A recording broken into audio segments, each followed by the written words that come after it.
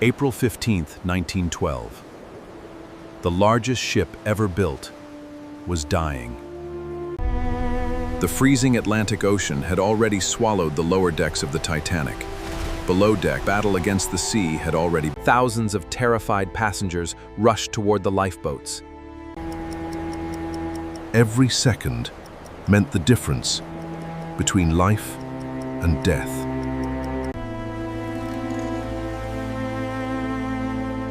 But while everyone else was desperately trying to escape,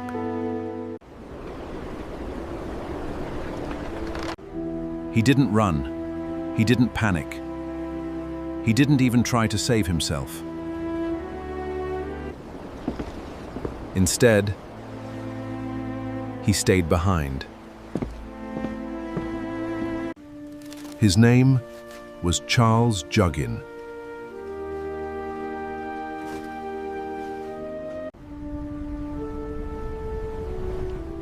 He wasn't a famous captain.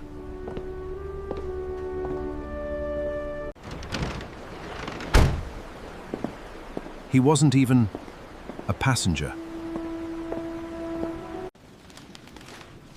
He was the Titanic's chief baker.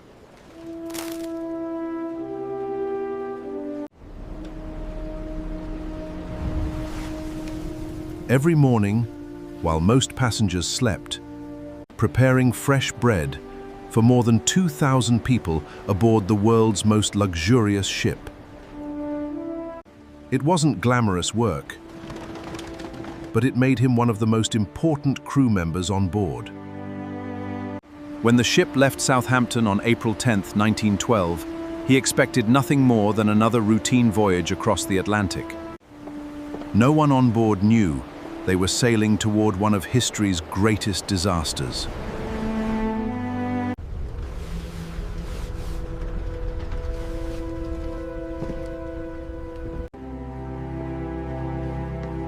Everything changed.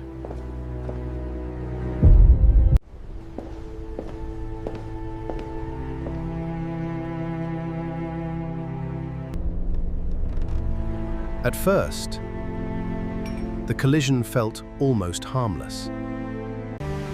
But below deck, freezing seawater was already pouring inside. The crew knew this was no ordinary leak. Did you feel that? No one inside the bakery knew what had happened. Passengers are being asked to put on their life belts. Only then did Charles realize The damage could not be undone. But Charles still had a choice. while others searched for a way off the ship. Gather every loaf that's ready. Charles focused on those who would leave first. The bread they had baked for breakfast would now help people survive the night. Instead of searching for a place in a lifeboat, Charles carried food to the people who would need it most. For many families, this would become their last meal aboard the ship. He could have waited for a place in a lifeboat, but Charles chose to keep helping instead. While uncertainty spread across the deck, Charles never stopped helping.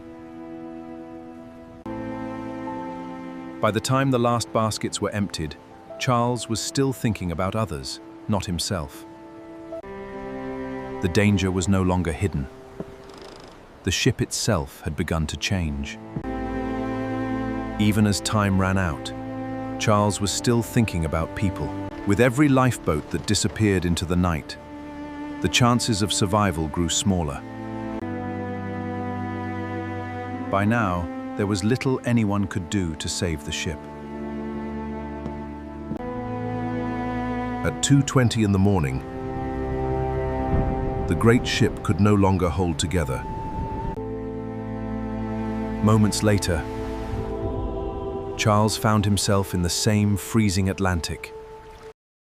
After minute, Charles remained afloat in water that few people could survive for long. Then, Charles found something to hold on to.